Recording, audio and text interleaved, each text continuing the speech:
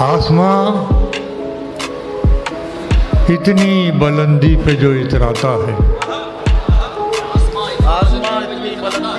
आसमां इतनी बुलंदी पे जो इतराता है, भूल जाता है ज़मीं से ही नजर आता है।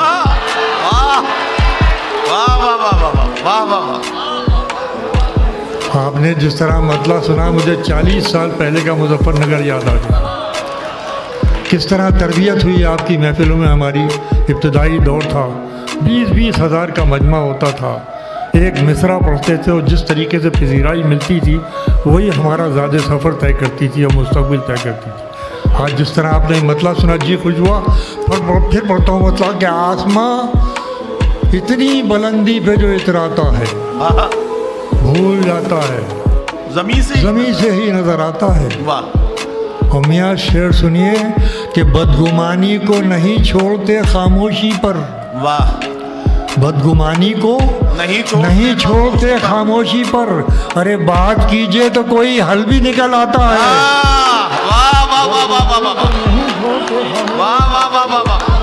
बदगुमानी को नहीं छोड़ते खामोशी पर, बात कीजिए तो कोई हल भी निकल आता है।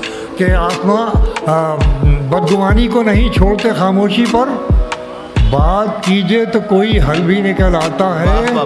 अब शेर सुनिए कि शोर होता था, मैं सुनिएगा, शोर होता था तो कानों से सुना जाता था। इस शेर की रूह तक पहुंची है। मुझे बताइए कि शोर होता था तो कानों से सुना जाता था, अब तो ये हाल हुआ है कि नजर आता है।